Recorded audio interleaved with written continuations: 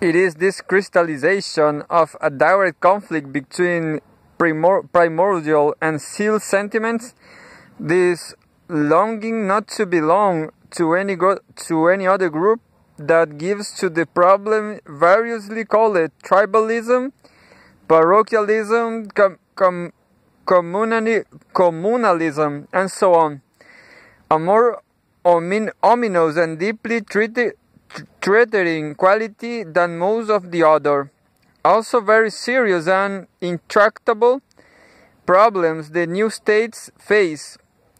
Here we have not just competing loyalties, but competing loyalties of the same general order, on the same level of integration.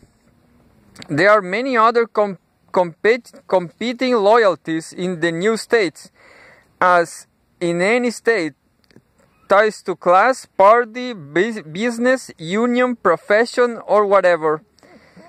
But groups formed of such ties are virtually never considered as possible self-standing, maximal social units, as candidates for nationhood. Conflicts among them occur only within a more or less fully accepted terminal community whose political integrity they do not, as a rule, put into question. No matter how severe they become, they do not threaten, at least not intentionally, its existence as such. They threaten governments or even forms of government, but they rarely are at best, and then usually when they have become infused with primordial sentiments, threaten to undermine the nation itself because they do not involve alternative definitions of what the nation is, of what its scope or reference is. Economic or class or intellectual disaffection threatens revolution, but disaffection based on race, language, or culture threatens partition, irredentism, or merger, or rewarding, or a redrawing of the very limits of the state, a new definition of its domain.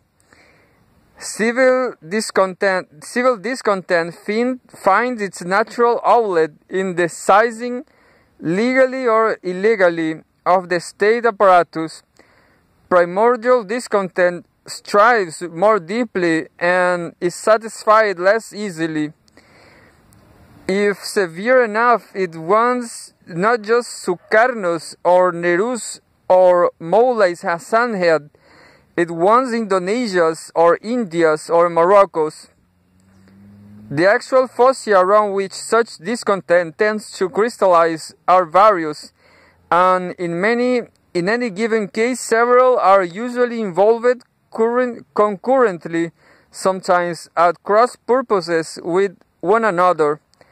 On a merely descriptive level, they are nevertheless fairly readable, innumerable.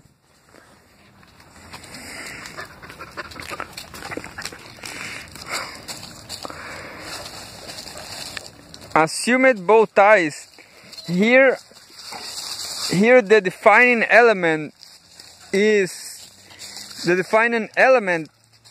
quasi kinship.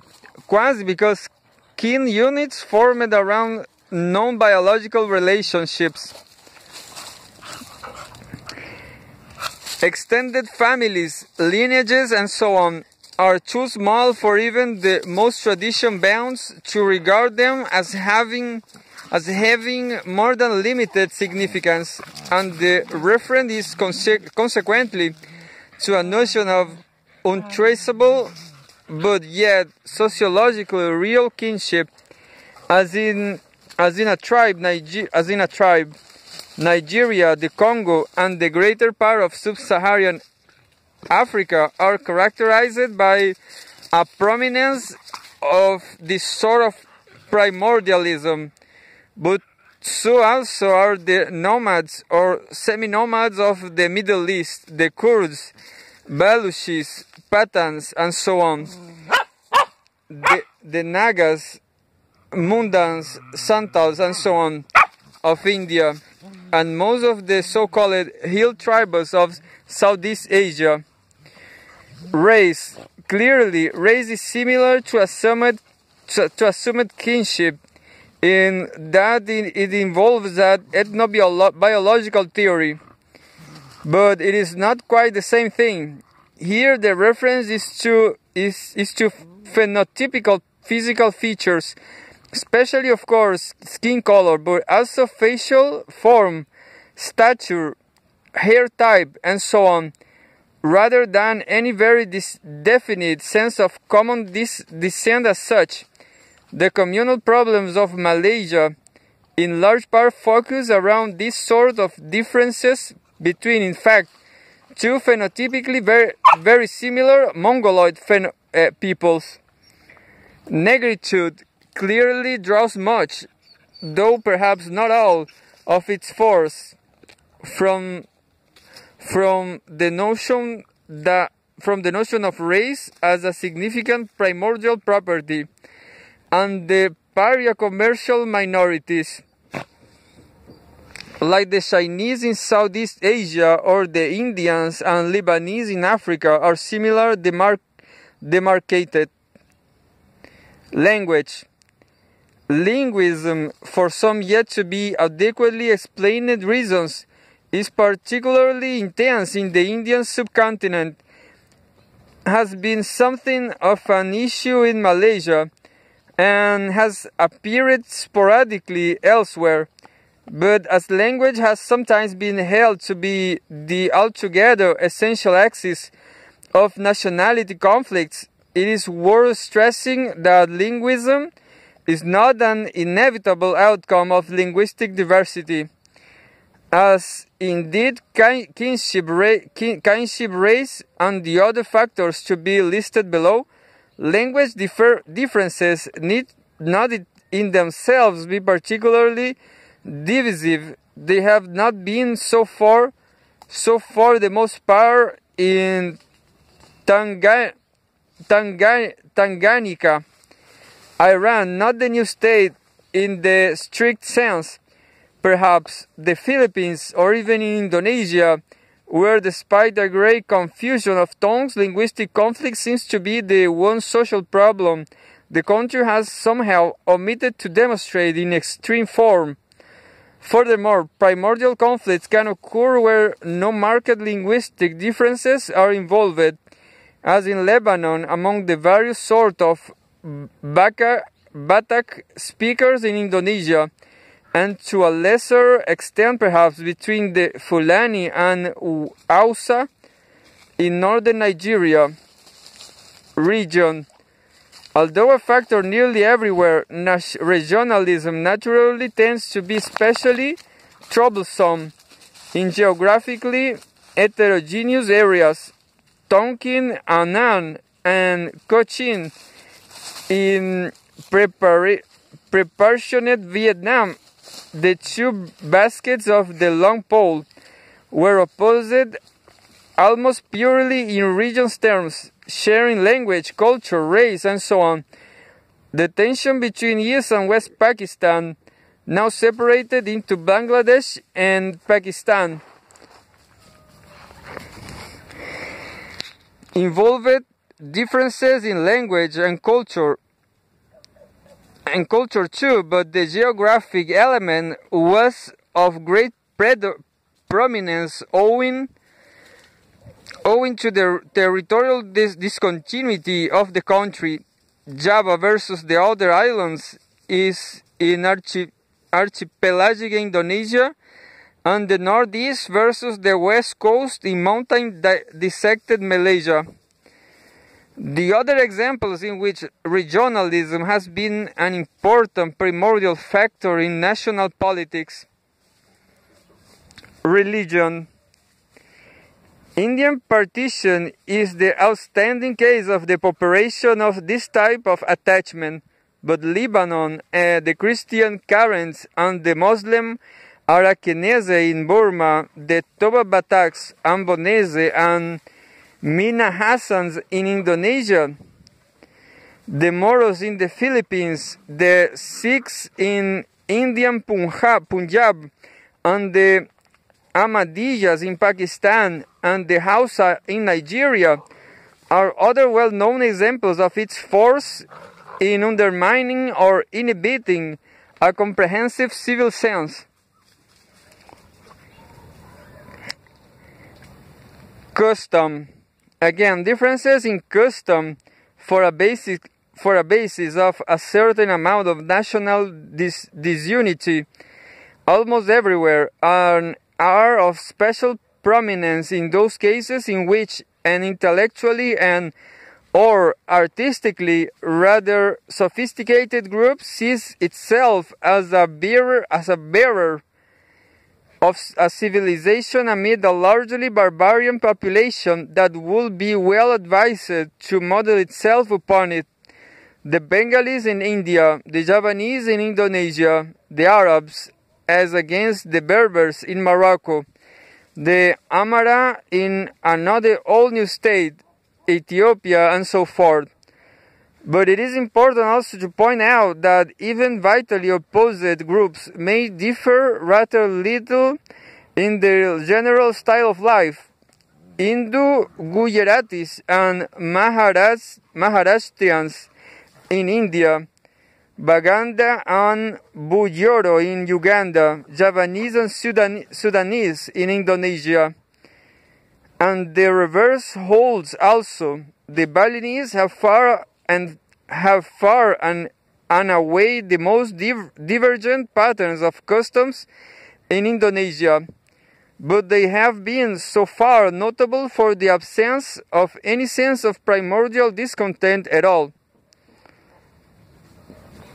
But beyond such a mere listing of the sorts of primordial ties that tend, in the one place or another, to become politicized, it is necessary to go further and attempt also to classify or somehow order the concrete patterns of primordial diversity and conflict that in fact exist in the various new states and of which these ties are the components. This seemingly routine exercise in political ethnography is a rather more delicate task than at first appears, however, not only because those communalistic challenges to the integrity of the civil state that are at the moment being openly pressed but be discerned, but also because those that are talent lying concealed in the enduring structure of primordial identifications, ready to take explicit political form given only the proper sorts of social conditions, must be revealed. The fact that the Indian minority in Malaysia has not so far posed a very serious threat to the viability of the state does not mean that it might not to do so if something odd happened to the world price of rubber of its Mr. Gandhi's hands of policy toward overseas Indians should be replaced by one more like that of Mao toward the overseas Chinese. The moral problem, which provided postgraduate field training for select members of several generations of West Pointers, now merely simmers in the Philippines, but it may not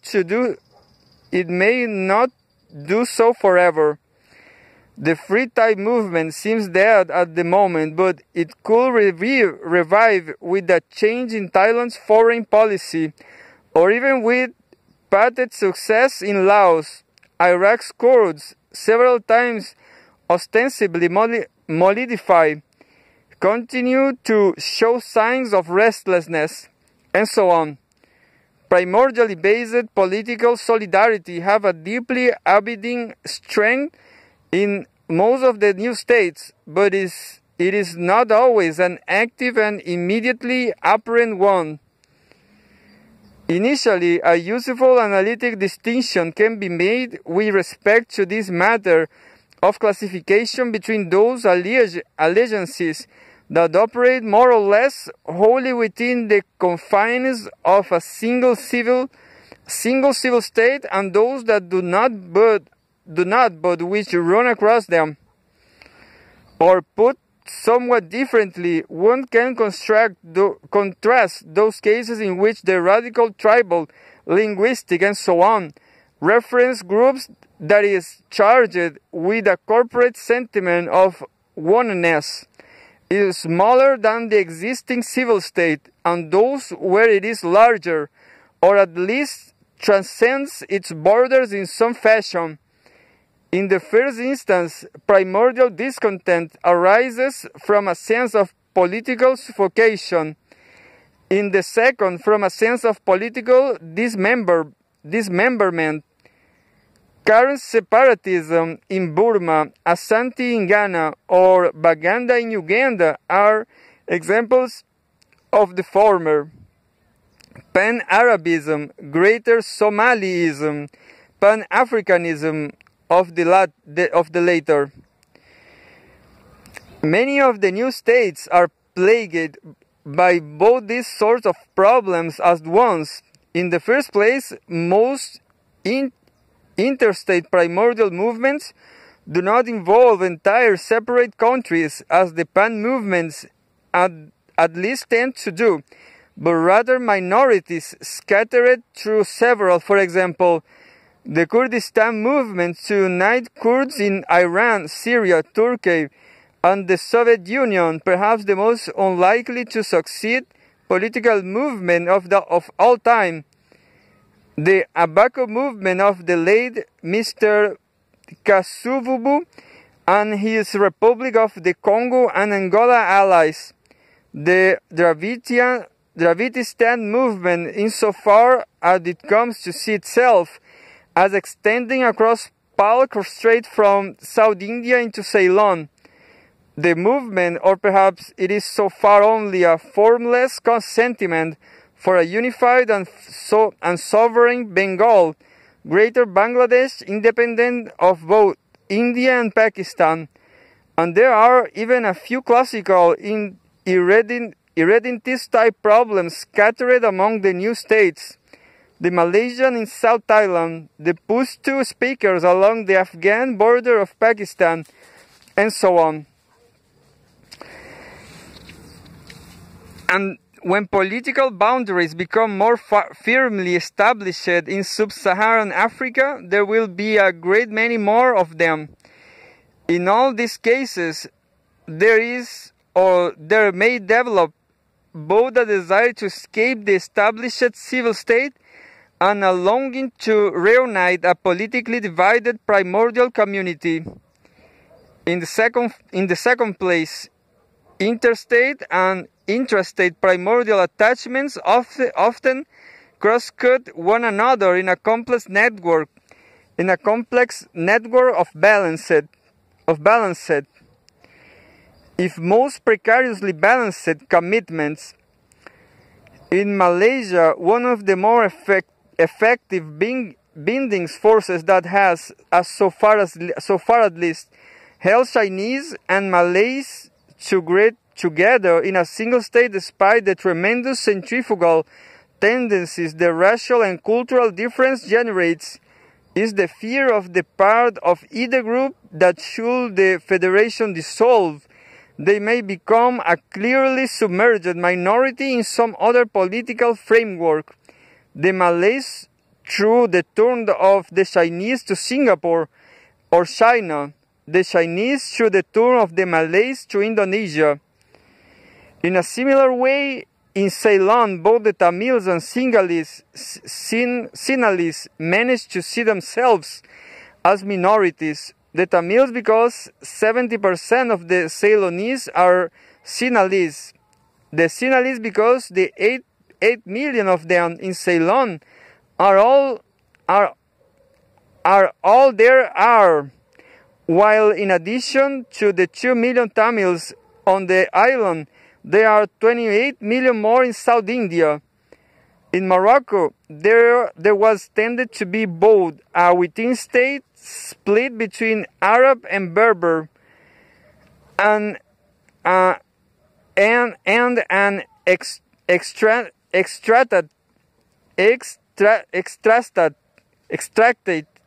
extracted split between partisans of Nasser's pan-Arabism and of Bourguima's regroupement Maghreb, and Nasser himself, until his death, perhaps the new state's most accomplished virtuoso in the primordial arts, was absorbed in juggling pan-Arabist, pan-Islamic, and pan-African sentiments in the interest of Egyptian hegemony among the Bandung powers.